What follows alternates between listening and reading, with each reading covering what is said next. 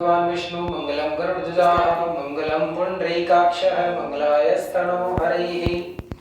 हाँ जी, राजस्थान के राज्यपाल की संदर्भिक स्थिति में वो विशेष बिंदु आज मैं आपसे चर्चा कर रहा हूँ जो शायद सामान्य स्टूडेंट उसको नहीं पढ़ पाता है। फर्स्ट ऑफ ऑल तो जैसे कि किसी भी राज्य का जो व्यक्ति होता है यानी स्वयं राज्य व्यक्ति, स्वयं राज्य व्यक्ति उस राज्य का राज्यपाल नहीं बनता है। जैसे कि इसके लिए सबसे बड़ा एग्जाम्पल लिया जाता है, जैसे राजस्थान की प्रथम महिला राज्यपाल, राजस्थान की प्रथम महिला राज्यपाल कौन बनी? प्रतिभा देवी सिंह पाटिल। राजस्थान की पहली महिला राज्यपाल बनी प्रतिभा पाटिल। और पाटिल साहब के बारे में कहा जाता है कि इनका जो जन्म है वो जन्म हुआ जलगांव महाराष्ट्र। कहां पर? जलगांव महाराष्ट्र। और इनका जो ससुराल है, इनका ससुराल वो राजस्थान में है। कहां पर? राजस्थान में। और राजस्थान में कहां पर? छोटी लोसल। छोटी लोसल सीकर। ये हमारे लिए गर्व का विषय है कि राजस्थान की पहली महिला राज्यपाल बनने वाली वही महिला देश की पहली महिला क्या बनी? राष्ट्रपति। देश की प्रथम महिला राष्ट्रपति।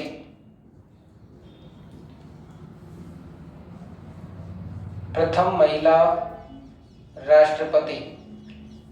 इसके कई क्वेश्चन ऑटोमेटिक सॉल्व हो जाते हैं। एक ट्रिक मैंने आपको बता रखी होगी राष्ट्रपतियों की कि राजेंद्र की राधा जाकर गिरी तो किसकी राधा? राजेंद्र की राधा जाकर गिरी तो, यानी पहला कौन था?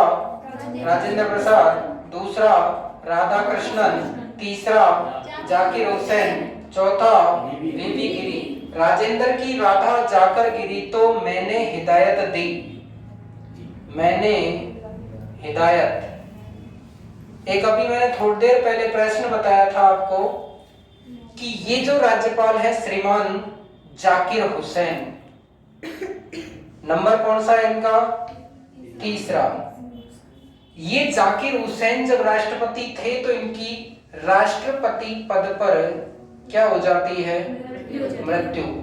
राष्ट्रपति पद पर मृत्यु हो जाने की स्थिति में जो किसी भी देश का जो उपराष्ट्रपति होता है वो क्या बनता है?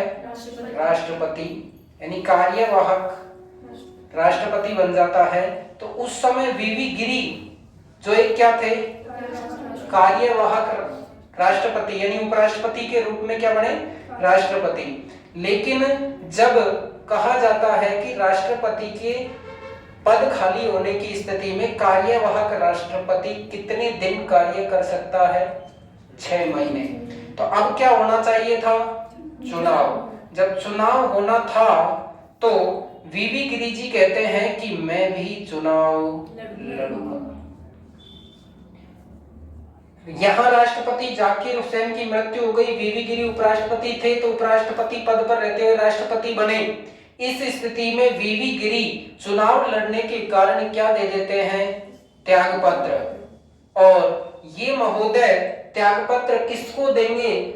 उस समय राष्ट्रपति का पद खुद संभाल रहे हैं, उपराष्ट्रपति का पद खाली है। इस स्थिति में उन्होंने देश के उच्च न्यायालय के मुख्य न्यायाधीश यानी सुप्रीम कोर्ट के मुख्य न्यायाधीश मोहम्मद हिदायतुल्लाह को उपराष्ट्रपति पद का त्यागपत्र दिया। उपराष्ट्रपति पद का त्यागपत्र देते देते इनका राष्ट्रपति पद जो कार्यवाहक थे वो स्वतः समाप्त हो जाता है। इस स्थिति में राष्ट्रपति और उपराष्ट्रपति दोनों पद क्या हो गए, रिक्त हो गए। इस स्थिति में स्वतः संज्ञान लेते हुए सर्वोच्च न्यायालय के मुख्य न्यायाधीश श्रीमान मोहम्मद हिदायतुल्लाह देश के क्या बने, राष्ट्रपति। अब आज तक हिंदुस्तान में केवल एक ही बार सर्वोच्च न्यायालय का मुख्य न्यायाधीश राष्ट्रपति बना और वो कौन थे, मोहम्मद हिदायतुल्लाह। राजेंद्र की राधा जाकर गिरी तो मैंने हिदायत दी कि अब की बार गिरी, यानी ये जो गिरी कार्यवाहक राष्ट्रपति के रूप में थे वो अब चुनाव जीतकर मैदान में आएंगे। और वीवी गिरी देश के एकमात्र राष्ट्रपति हैं जिन्होंने दोहरी मतगणना करवाई थी। तो दोहरी मतगणना से सामने आने वाले राष्ट्रपति कौन है, वीवी गिरी। तो राजेंद्र की राधा जाकर गिरी तो मैंने हिदायत दी कि अब की बार गिरी तो अली की बीड़ी नीलम अपने ज्ञान से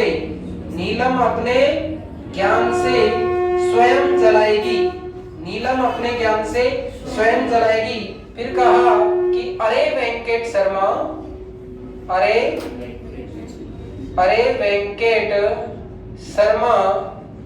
नारायण के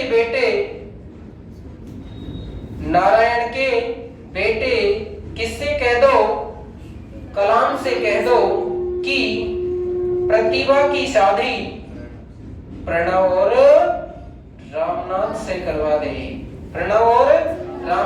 करवा दे। और इसके बाद देश की वर्तमान राष्ट्रपति द्रौपदी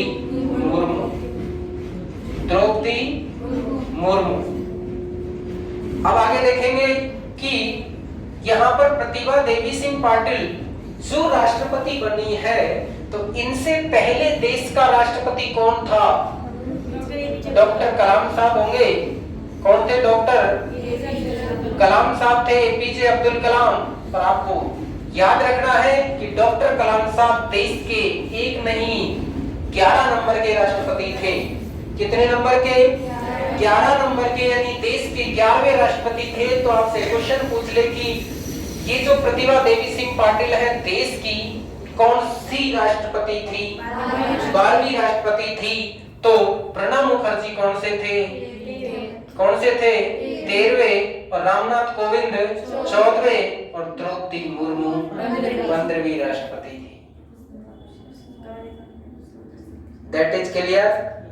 ये लेकिन आपको पता होना चाहिए कि डॉक्टर राजेंद्र प्रसाद एक बार नहीं 2 बार चुनाव जीते हैं, 2 बार राष्ट्रपति रहे हैं। इसलिए चुनाव कौन से हुए थे, 16वें हुए थे। कंफ्यूज की दिक्कत ही नहीं रहेगी। आगे देखें तो देश की पहली महिला राष्ट्रपति कौन बनी है, प्रतिभा देवी सिंह पाटिल। कौन से नंबर की बनी, 12वें नंबर की। आपको एकमात्र व्यक्ति याद रखना है कि कलाम साहब देश के कौन से राष्ट्रपति थे, 11वें राष्ट्रपति थे। आगे इंपॉर्टेंट बात यह है कि आप बात कर रहे थे कि किसी भी देश राज्य का जो व्यक्ति होता है वो स्वयं अपने राज्य का राज्यपाल नहीं बनता है। ये भारत की एक परंपरा है, हालांकि संविधान में ऐसी कोई बाध्यता नहीं है। एक इंपॉर्टेंट बात पर अपन चर्चा कर रहे थे कि जहां राष्ट्रपति संसद के उच्च सदन में 12 व्यक्तियों को क्या करता है, मनोनीत करता है। राष्ट्रपति संसद के उच्च सदन का मतलब राज्यसभा में, कौन सी सभा में, राज्यसभा में 12 सदस्यों को क्या करता है, मनोनीत करता है। और संविधान का जो 104वां संविधान संशोधन हुआ है, इस 104वें संविधान संशोधन से पहले लोकसभा में भी राष्ट्रपति 2 एंग्लो इंडियंस को मनोनीत करता था, लेकिन 104वें संविधान संशोधन के द्वारा यह प्रावधान हटा दिया। जैसा कि आपको विदित होना चाहिए कि अगर लोकसभा में राष्ट्रपति करता है तो विधानसभा में भी करता होगा। और विधानसभा में कौन करेगा, राज्यपाल।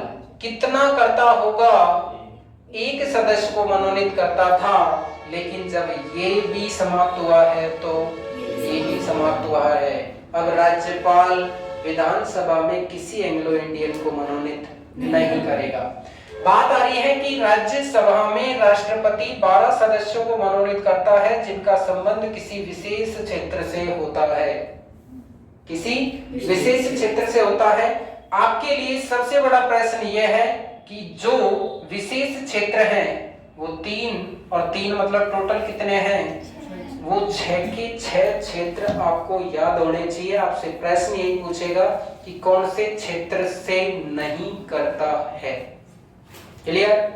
नेक्स्ट आप बात कर रहे थे अपन कि जो ये राज्यपाल है वो विधानमंडल में, किसमें? विधानमंडल। विधानमंडल के 2 सदन होते हैं, एक विधान सभा और एक विधान परिषद।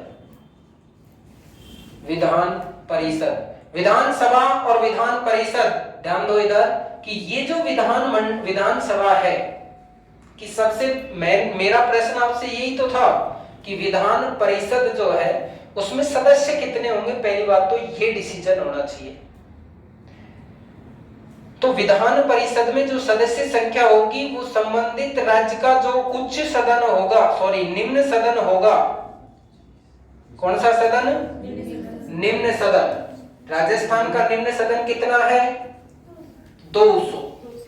राजस्थान का निम्न सदन कितना? 200। तो उस निम्न सदन का 1/3 सदस्य संख्या विधान परिषद की अधिकतम हो सकती है।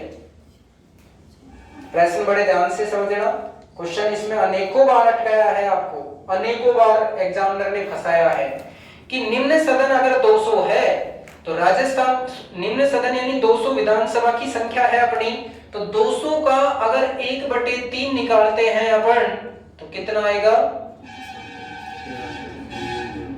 66.33। 66.33 यही आएगा। अब ये बताओ कि 33 को अपन पूरा तो कर नहीं सकते, 1/3 होंगे तो 66 सही 1/3, एक आदमी को 3 जगह काटेंगे, उसमें से 3 जगह काट के फिर उसको एक हिस्से को ले लेंगे। तो अगर आपसे क्वेश्चन पूछा कि राजस्थान की विधान परिषद में अधिकतम कितने सदस्य हो सकते हैं तो आंसर क्या आएगा? अब साइंस वालों ने बाद में दिमाग लगाया कि 1/3 के चक्कर में सेट कर दिया विज्ञान गणित वालों ने। सेकंड ग्रेड पिछली एग्जाम में पूछा हुआ था ये प्रश्न।